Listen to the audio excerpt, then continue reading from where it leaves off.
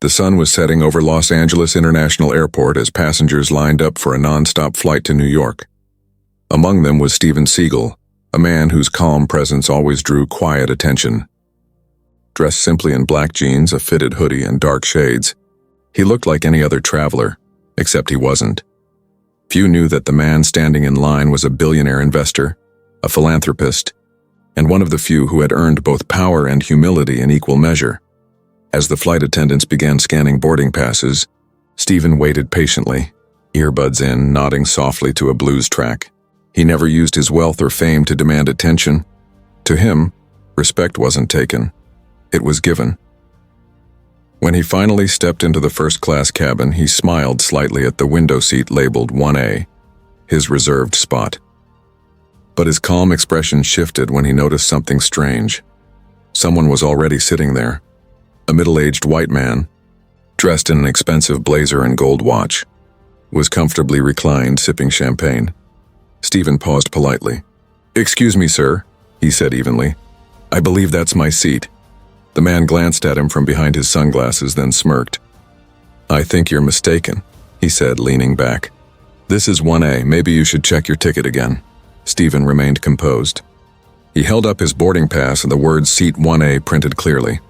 The flight attendant approached, glancing between the two men, uncertain, but before she could speak, the seated man scoffed. "Come on, you can't possibly afford this seat. Economy's that way."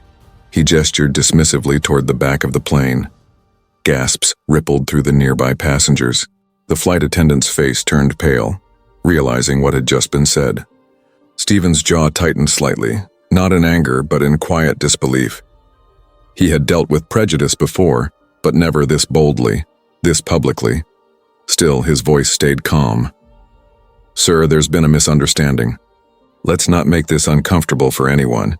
But the man only laughed. "Uncomfortable? You have no idea who you're talking to." Steven gave a faint, knowing smile. "Neither do you." What Steven did next had the entire plane staring in silence. The air in the cabin turned heavy. Every passenger in first class could feel the tension between the two men. The arrogant passenger smirked confidently, swirling his champagne like a villain in slow motion. The flight attendant, a young woman named Rachel, nervously checked her tablet. Her eyes widened slightly when she saw the name, Steven Seagal, printed clearly beside seat 1A. She turned toward the seated man. "Sir, I'm sorry, but according to our manifest, this seat is reserved for Mr. Seagal." The man didn't even look at her. "That's impossible. I booked this seat weeks ago." "Check again." Rachel swallowed hard and double-checked, scrolling rapidly. "No, sir. Your boarding pass says 2B right behind Mr. Seagal's assigned seat." The man scoffed. "That's ridiculous. I paid good money for this. I'm not moving because of some clerical error, or because some random guy thinks he's special." Steven stood silently, holding his duffel bag in one hand. The entire first-class cabin had gone quiet. Phones were out, cameras subtly recording. A woman in the next row whispered to her husband, "Why is he being so rude?" Rachel looked to Steven helplessly, as if asking him what to do. He simply gave a small nod and said softly, "It's all right. Let's not turn this into a scene." He set his bag down and waited patiently, never raising his voice, never demanding authority. But the seated man wasn't done. "You know what's wrong with people like you?" he said with a cold smirk. "You think the rules don't apply just because you've got attitude. First class isn't for everyone." The words hit like a slap. A few passengers exchanged shocked looks. Rachel froze, unsure whether to intervene or call security. Steven slowly removed his sunglasses, his calm eyes locking onto the man's.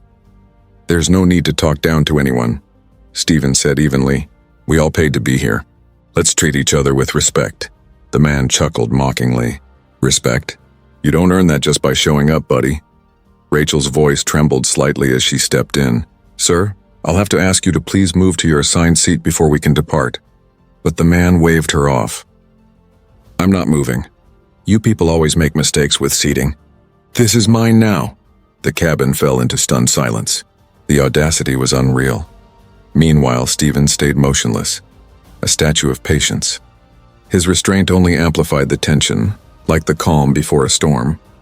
The more composed he stayed, the more uncomfortable everyone else became. In the back, a businessman muttered, "Unbelievable." If that were me, I'd have snapped already. Another whispered, "Why isn't the crew doing something?" Rachel stepped aside to contact the head attendant, whispering urgently into her radio.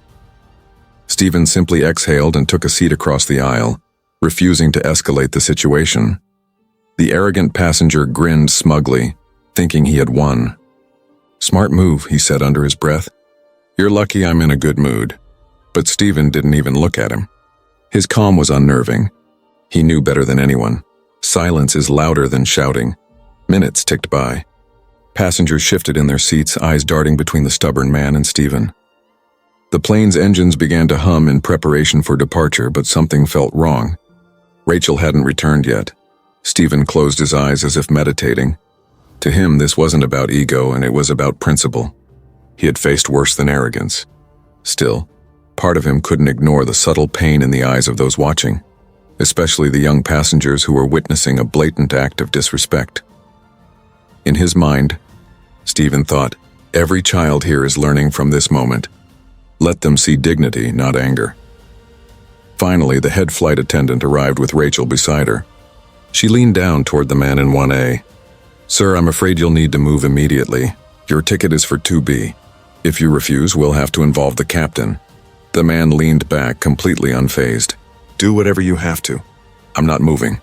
The flight attendant turned toward the intercom, her face pale. "Captain, we have a non-compliant passenger in first class. Requesting instruction." The entire cabin froze. Steven remained seated, his hands clasped calmly on his lap. Not a single word from him, but his quiet authority filled the room. The man, sensing the growing attention, turned toward Steven again. "What, you think you're better than me? Sitting there all quiet like some saint?" Steven opened his eyes slowly, looked him in the eye, and said softly, "Better? No, just different. I know when to speak, and when to let someone expose themselves." The words cut deeper than any argument could. A few passengers couldn't help but clap quietly. The man scowled, muttering under his breath. Meanwhile, a voice echoed through the cabin speakers. "Ladies and gentlemen, please remain seated. We are experiencing a short delay while our crew resolves a situation. Thank you for your patience." Everyone knew exactly what that situation was. Rachel returned and leaned toward Steven. "Mr. Seagal, we're handling it. Please stay comfortable." He nodded once, then turned slightly toward the window, his reflection calm but unreadable. The arrogant man smirked again, but this time his confidence wavered. Something told him this wasn't going to end the way he thought. Have you ever seen someone's arrogance backfire right in front of you? Comment below, and tell us which country and city you're watching from. We love hearing from our global viewers. The hum of the airplane's engines became the only sound inside the tense first-class cabin. Every passenger's eyes darted between the stubborn man in 1A and the calm, silent figure seated just across the aisle, Steven Seagal. Flight attendants whispered among themselves, trying to decide what to do. Rachel, the young attendant, looked shaken. She'd dealt with angry customers before, but this felt different, heavier. The disrespect in the air wasn't just about a seat. It was about something deeper. Steven could feel it too. He wasn't angry, but the words still lingered in his mind. You people don't belong in first class. It wasn't new. He had faced prejudice before. But this time he felt the weight of all the eyes watching him. He knew how moments like these traveled, from one phone camera to a million screens. The captain's voice came over the intercom again. "Cabin crew, please stand by. We're addressing a seating issue. We'll be departing shortly." But there was no shortly. Rachel returned, her face pale. "Sir," she said quietly to the man in 1A, "if you don't comply, we'll have to escort you off the plane. Please move to seat 2B so we can depart." The man didn't even glance up. "I told you, I'm not moving. This seat's mine now. He can find another one." Rachel bit her lip and looked toward Steven apologetically. "Mr. Seagal, Steven raised a hand gently. "It's okay," he said in a voice so calm it silenced the entire cabin. "I don't want to cause trouble." "Let the man sit," the arrogant passenger chuckled smugly. "See? Even he knows his place." That line, that cruel, careless line, hit the cabin like a lightning bolt. The woman in seat 1B gasped.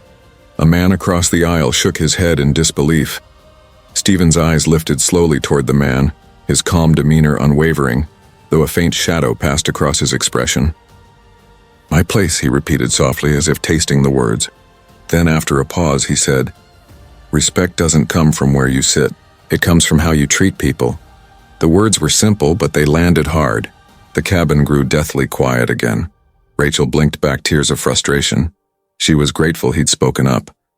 The man, however, leaned forward in his seat and sneered. You think you're teaching me something? Save your speeches. I've worked my whole life for this seat. People like you. He stopped mid-sentence as Steven slowly stood. For a brief second, you could hear a pin drop. Steven towered over him, his presence calm but commanding.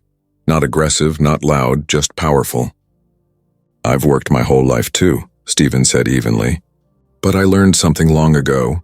When you use power to belittle others, you show weakness, not strength. The man shifted uncomfortably, glancing around as if realizing for the first time that dozens of eyes were locked on him, judging him. Rachel stepped closer, holding her ground now. Sir, please cooperate. This is your final warning. But the man still muttered under his breath. Unbelievable. Now I'm being ganged up on because I stood my ground. Steven turned to Rachel and said gently, please don't worry. I can wait. I'm not in a hurry. I just want everyone to be treated with dignity. That single sentence, when spoken with composure and kindness, earned quiet applause from a few passengers. The arrogant man's face flushed red. He could feel control slipping away. He tried to bark back, but his voice cracked. What are you all clapping for? You don't even know him. A man from row 3 spoke up. We don't have to. We just know what's right. Rachel's radio crackled. A firm voice from the cockpit said, Ground control's been notified. We'll resolve this before departure. The arrogant passenger finally sensed something shifting. The confidence in his smirk began to fade. The woman beside him got up, whispering, I don't want to be part of this. She moved to another seat. Steven sat back down quietly, eyes closed again as if meditating. The cameras kept rolling. Every single person on that plane knew. They were witnessing something that would soon go viral. Even those in economy had started craning their necks toward first class, sensing the standoff. The minutes dragged on like hours. The captain hadn't given clearance to push back from the gate. The crew was waiting for ground security, and tension filled the air like static. The arrogant passenger adjusted his collar nervously, realizing that his victory might be short-lived. Every move he made was now being recorded. Every word was documented, and across from him, Steven Seagal sat still as stone, patient, unshaken and perfectly in control. At that moment, Rachel glanced at Steven and whispered, Sir, how are you staying so calm? Steven opened his eyes slightly, gave her a faint smile and said, Because anger makes fools loud, but wisdom stays quiet. She nodded, whispering back, You're a better man than most. Steven looked toward the window, where the last bit of sunlight hit the wing. He didn't reply. He didn't need to. The arrogant passenger fidgeted again, his nerves showing. Somewhere deep inside he knew the man he had mocked might be far more powerful than he imagined. If you were in Steven's place, would you stay calm or confront the man directly? Tell us in the comments below. And what would you do if someone stole your seat on a plane? The cabin was silent except for the occasional hum of the engines and the restless shuffle of passengers trying to process what they'd just witnessed. The air felt heavy, almost electric, as if everyone knew something big was about to happen. Steven Seagal sat quietly, eyes half closed, posture straight, breathing steady. His calm energy contrasted sharply with the nervous tapping of the arrogant passenger's fingers on the armrest. The man's confidence had started to fade, and for the first time, doubt flickered in his eyes. He glanced around, whispering to no one in particular, This is ridiculous. Why is everyone staring? A woman 2 seats behind him muttered softly, Maybe because you're disrespecting the wrong person. He turned sharply, scowling. Excuse me? And who exactly is he supposed to be? The woman leaned forward slightly, her voice almost conspiratorial. You really don't recognize him? The man blinked. Recognize who? A young passenger across the aisle, a college student wearing headphones around his neck, joined in. That's Steven Seagal. The man frowned, confused. The actor? The student shook his head. Not just that. He's a billionaire investor now, owns several tech companies, charities, and schools. He's known for helping low-income communities and rebuilding housing projects across the country. Whispers started spreading like wildfire. Passengers leaned over their seats, murmuring in disbelief. A woman pulled up a photo on her phone and turned the screen toward others. Look, and it's him. The same guy. Same jacket, same shades. That's Steven Seagal. The arrogant passenger's face went pale. No, that can't be, but it was too late. The truth had already rippled through the cabin. Every seat seemed to buzz with recognition, like a current passing through metal. Rachel, the flight attendant, froze when she heard his name. Her eyes widened as memories flooded back. She'd seen his face in Forbes magazine just last month, listed among America's top 10 black philanthropists. The man in 1A swallowed hard, realizing the gravity of what he'd done. He had just humiliated a man who could buy the entire airline if he wanted to. Yet Steven hadn't thrown a single insult, hadn't raised his voice, hadn't even demanded the seat back. Instead, he'd chosen dignity over dominance. Rachel took a step closer to Steven, speaking softly. Mr. Seagal, I didn't realize. I'm so sorry for how this has been handled. We should have... Steven lifted a hand calmly, stopping her mid-sentence. No need to apologize. You did your job. It's not your fault how others choose to behave. His voice was calm, measured, like someone used to commanding a room without ever shouting. The arrogant passenger finally spoke, though his tone had changed drastically. Mr. Seagal, I didn't know who you were. If I had known... Steven looked at him steadily. If you had known, you would have acted differently? The man hesitated, caught off guard by the question. Well, I mean, I wouldn't have... Steven nodded slowly. That's the problem. The man looked down, his arrogance dissolving like mist under sunlight. The silence that followed was thick with shame. Even those who had said nothing during the confrontation were now visibly uncomfortable, realizing they'd let the situation unfold without speaking up. Steven's calm authority had done something remarkable. It had shifted the entire atmosphere without a single threat or raised word. Rachel turned toward the intercom, whispering instructions to the cabin crew. They were still grounded. The captain had refused to take off until the matter was resolved. Meanwhile, a few passengers began recording again. But this time, it wasn't just about conflict. It was about respect. They wanted the world to see how power could be quiet and justice could be calm. A teenage boy in row 5 whispered to his mother, Mom, that's the guy who built those schools in Africa, right? She nodded. Yes, baby. He's the one. Even in the face of humiliation, Steven's patience had become a lesson in humility for everyone on board. Then, something unexpected happened. An older man, perhaps in his 60s, stood up from seat 2C. Mr. Seagal, he said respectfully, I remember when you spoke at the Global Business Forum in New York. You said something that stuck with me. When someone disrespects you, they reveal their character, not yours. You just proved that again. Steven smiled faintly and nodded. That's kind of you to remember. The entire cabin seemed to breathe again. Some passengers clapped quietly, others just watched in awe. The arrogant man in 1A looked utterly defeated, unable to meet Steven's eyes. He fidgeted with his hands, mumbling, I didn't mean any harm. Steven finally stood up, stretching slightly. He placed a hand on the man's shoulder, not harshly but firmly. Apologies mean more when they're followed by change, he said softly. Make sure this moment teaches you something. The man nodded slowly, speechless. At that instant, a flight officer entered the cabin, alerted by the captain. His sharp eyes scanned the situation.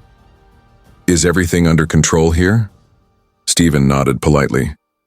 Yes, officer, it's handled. The officer looked between Steven and the trembling man in 1A, then recognized Steven instantly. His posture changed instantly, professional yet respectful. Mr. Seagal, I apologize for the inconvenience. Steven shook his hand calmly. No harm done. Just a lesson learned. The officer nodded, and the murmurs resumed as passengers whispered among themselves, still processing what they had witnessed. Steven sat back down, calm as ever, but the atmosphere around him had changed. What began as humiliation had transformed into admiration. The arrogant man stared ahead, face red with shame. as Steven leaned back and looked out the window. Not smug, not proud, just peaceful. And as the engines roared to life, someone whispered from the back of the plane, "Now that's how a real man handles power." The engines hummed softly as the captain's voice came over the intercom once again. "Ladies and gentlemen, we're experiencing a slight delay. Thank you for your patience." But inside the cabin, there was no patience, only anticipation. Everyone knew something was about to happen. The arrogant passenger in seat 1A sat stiffly, red-faced and fidgeting. He avoided Steven's gaze, though the guilt in his eyes betrayed him. Around them, passengers whispered, phones tilted discreetly in record mode. Every second was being captured. Every breath, every stare, every word. Steven had remained quiet for several minutes, his calm demeanor somehow more powerful than any argument. But now, as the flight attendant finished her report to the captain and security officers waited at the front, Steven slowly stood. The movement alone drew instant silence. Even the children on board stopped whispering. He turned slightly, facing the arrogant passenger, but then his eyes swept across the cabin, including everyone in it. His voice was deep and steady, carrying the weight of experience and wisdom. "You know," he began, "I've been flying all my life, different airlines, different countries. But every time something like this happens, it reminds me of a truth we keep forgetting." No one spoke. The arrogant man shifted uncomfortably but didn't interrupt. Steven continued, "It's not about where you sit, it's about who you are when you sit there. You can buy a ticket in first class, but that doesn't make you first class. Your character does." The words hit hard, direct but not angry, powerful but not cruel. He glanced toward the man beside him. "You assumed I didn't belong here because of how I look. But what you don't realize is, you didn't just insult me. You insulted every hardworking person who's ever been judged by appearance instead of effort." The arrogant man's lips parted, but no words came. Steven's tone softened slightly.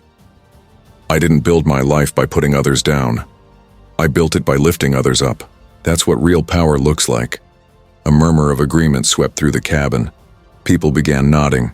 Some clapped softly, others just listened with their phones still raised. Steven looked toward Rachel, the flight attendant who had tried to keep the peace. "You did your best under pressure," he said gently. "And I respect that. You stayed professional, even when it wasn't easy." Rachel blinked, visibly emotional. "Thank you, sir," she whispered. Steven turned back to the rest of the passengers. "I know everyone wants to get where they're going, but maybe, just maybe, this flight isn't grounded because of a seating issue. Maybe it's grounded because we needed to learn something before taking off." A few people smiled, nodding in understanding. He paused for a moment, then added, "I've been fortunate in my life. Wealth, success, fame. But none of that means anything if you forget where you came from. And I'll never forget." The cabin was utterly still. His words weren't loud, but they carried further than shouting ever could. Then he turned to the man again, his voice steady and direct. "Sir, I accept your apology, Kwunner, even if you haven't said it yet. Because I don't need your words to find peace. I hope you'll remember this moment, not because you embarrassed yourself, but because you have a chance to do better." The man finally looked up, eyes watery, voice trembling. I'm sorry," he muttered. Steven nodded slightly. "Thank you. That's a good start." A few people began to clap, quietly at first, then louder. It spread through the cabin like a wave. The sound filled the space that had moments ago been filled with tension and shame. Rachel wiped away a tear as she turned to the captain's cabin. "It's resolved," she said softly into her mic. "We're ready for takeoff." But the captain responded with a tone of caution. "Hold position. Ground control wants a statement before departure." Steven raised an eyebrow, then smiled faintly. "Seems like this flight really is grounded." Laughter broke out, nervous but real. The ice had been broken. The arrogant passenger slumped in his seat, visibly humbled. For the first time since boarding, he looked less like a man in control and more like a man reflecting on his own actions. Steven sat back down calmly, folding his hands, as cameras continued recording. He didn't mind. He knew the world needed to see that power didn't have to come from shouting or revenge. Sometimes silence, followed by truth, was louder than any punch. Minutes later, Rachel came by again. "Mr. Seagal," she said quietly, "that was incredible. People are saying it's the most powerful thing they've ever witnessed on a flight." Steven smiled humbly. If it helps someone think twice before judging, then it's worth it. As she turned to walk away, a voice called out from behind, a passenger in row 5. "Sir, can I ask something?" Steven nodded. The young man stood. "If you had lost your temper, no one would have blamed you. But you didn't. How do you stay so calm when people disrespect you like that?" Steven paused thoughtfully. "Because I've learned that when someone disrespects you, they're revealing who they are, not who you are. Anger only gives them power over you. Calm takes it back." The cabin erupted in another wave of applause. Some even stood. Rachel's voice cracked through the intercom again, trying not to laugh. "Ladies and gentlemen, we're preparing for departure after the most unforgettable boarding in airline history." Steven chuckled softly, leaning back in his seat. He wasn't smiling because of pride. He was smiling because peace had won. As the plane finally taxied down the runway, he whispered to himself, "Respect. That's the real first class." The engines began to rumble again, but the flight still didn't move. The captain's voice came over the intercom one last time, firm but uneasy. "Ladies and gentlemen, we've been asked to remain grounded for a few more minutes. Thank you for your patience." The passengers exchanged glances. Everyone knew why they weren't moving. Word had already started spreading beyond the cabin. Dozens of phones were still recording, live streaming what had just happened. Clips of Steven's calm confrontation were already hitting social media, uploaded before the plane even left the runway. One video, captioned "Man tries to steal seat from black billionaire, instantly regrets it," was already gaining thousands of views in real time. Rachel, the flight attendant, scrolled through her device wide-eyed. "It's going viral," she whispered to Steven. "People are sharing it everywhere." "You're trending." Steven smiled softly, but his tone was humble. "Then let's hope they learn something good from it." Meanwhile, the arrogant passenger sat in silence, staring blankly ahead. The confident smirk he once wore had completely vanished. Sweat gathered at his temples as whispers filled the cabin around him. "Can you believe he said that to Steven Seagal?" Someone whispered. "Man, that's going to ruin him," another replied. The man's fingers fidgeted nervously against the armrest. He finally muttered, almost to himself, "I didn't mean for it to go that far." Steven glanced at him, his expression calm but firm. "The problem with disrespect," he said quietly, "is that it always goes further than you think." The man swallowed hard, realizing there was no undoing what had happened. Just then, a security officer entered the cabin. He was tall, serious, and clearly briefed about the incident. "Mr. Seagal," he said respectfully, "the captain's requested confirmation. Are you comfortable continuing the flight?" Steven nodded. "Yes, everything's fine now." "The lesson's been learned." The officer turned to the arrogant passenger. "Sir, I need you to understand your behavior was unacceptable. You're lucky Mr. Seagal didn't press charges." The man looked up, stunned. "Charges?" Steven raised a hand. "No, I don't want that. Let him stay. He deserves the journey, just not the comfort." The officer nodded respectfully. "Understood, sir." The murmurs in the cabin grew louder. Everyone knew Steven could have had the man escorted off the plane, humiliated even further. But instead he chose compassion. That only deepened the respect people felt for him. Rachel placed a gentle hand on Steven's shoulder. "You really are one of a kind." Steven gave a faint smile. "Kindness is free. Too many people forget that." As the plane finally began to taxi forward, the tension slowly melted into admiration. Passengers who had been silent earlier now felt the urge to speak. "Mr. Seagal," a woman across the aisle said softly, "thank you for how you handled that. My kids just learned more from watching you than any classroom could ever teach." Steven nodded warmly. Then maybe this flight wasn't delayed for nothing. Her young son peeked over the seat and waved shyly. "You're really cool, mister." Steven chuckled. "Thanks, little man. You stay that way, humble and strong." Laughter rippled through the cabin, breaking the heaviness that had loomed minutes before. But in the back rows, several passengers were still glued to their phones. The story had exploded online. News outlets were already picking it up. Headlines flashed across screens. Black billionaire humiliated by passenger responds with unshakable grace. Steven Seagal turns racism into a masterclass in respect. Flight drama goes viral, the calm that grounded a plane. Within minutes, comments flooded in from across the world. This man's composure is legendary. America needs more people like Steven Seagal. He handled racism with dignity, not revenge, respect. Proud moment for every person of color who's ever been judged.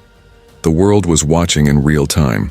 Meanwhile, the arrogant passenger slowly removed his sunglasses, staring at the phone screen of the woman across from him, his own face staring back at him in a viral clip. He looked sick. He whispered to Rachel, Can you ask him to take it down?" Rachel shook her head. "No one's taking anything down, sir. The world's already seen it." The man sank deeper into his seat, realizing this flight wouldn't just end when they landed, it would follow him long after. Steven, sensing his remorse, leaned over slightly. "You don't need to run from this," he said gently. "Just make sure the man you are tomorrow is better than the one you were today." The man nodded weakly, whispering, "You're right.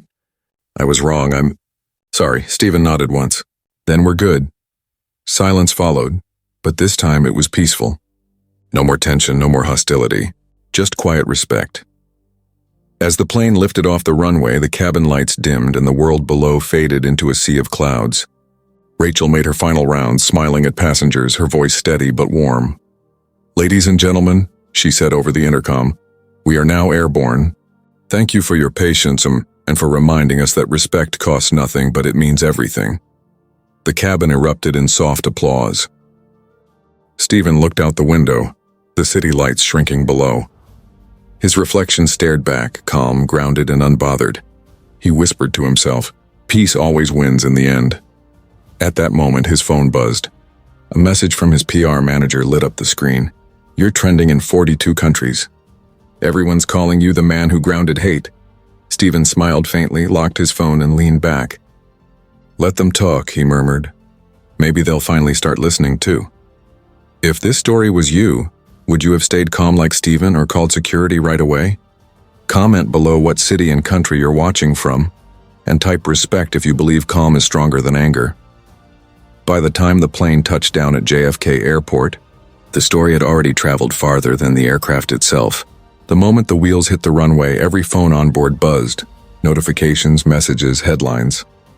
The incident that started with one stolen seat had become a global conversation. Steven Seagal remained quiet as always, watching from his window seat as flashes from the terminal windows reflected against the glass. He didn't need to speak, the world was doing it for him. As the passengers began to disembark, several stopped by his seat. "Mr. Seagal, you handled that like a true gentleman," said a businessman in a gray suit. A woman added softly, "You gave my teenage daughter hope that kindness can still win." Even Rachel, the flight attendant, paused with tears in her eyes. "Sir, thank you for reminding us that calm doesn't mean weakness." Steven simply smiled. It never does. When he finally stood and walked off the plane, the same arrogant passenger, now pale and speechless, stood aside to let him pass. His eyes were full of regret. Steven paused just long enough to look at him and say quietly, "Redemption doesn't come from running away from mistakes. It comes from owning them." The man nodded, whispering, "I'll remember that." Steven gave him a simple nod, then walked calmly down the jet bridge, his presence commanding even in silence. By the time he reached baggage claim, reporters were already waiting. Cameras flashed, microphones rose. "Mr. Seagal, is it true you were racially profiled on your flight? Are you pressing charges? What message do you have for the world after what happened?" Steven stopped for a moment, removing his sunglasses. His expression was calm, the same calm that had silenced an entire plane. "I'm not here to shame anyone," he said. "I'm here to remind people that power isn't about shouting louder than others. It's about standing taller in silence." The reporters grew quiet. Even they could feel it. His words weren't rehearsed. They were real. "Respect," he continued, is something we owe each other no matter the seat we sit in, the color of our skin, or the title we hold. We all share the same sky. Let's learn to fly under it together. The clip aired that evening, and within hours it broke the internet. Hashtags exploded across every platform. Respect over rage. Man who grounded hate. Steven Seagal celebrities, athletes, and influencers shared his quote. Schools discussed it. News anchors praised it. Even political leaders referenced it in speeches about equality and dignity. And somewhere, in a quiet apartment across town, the man who had stolen Steven's seat sat watching the broadcast, humbled. He stared at the TV as Steven's calm, steady words filled the room. Then, after a long silence, he reached for his phone and typed out a public apology. I made a terrible mistake. I judged a man by his skin, not his soul.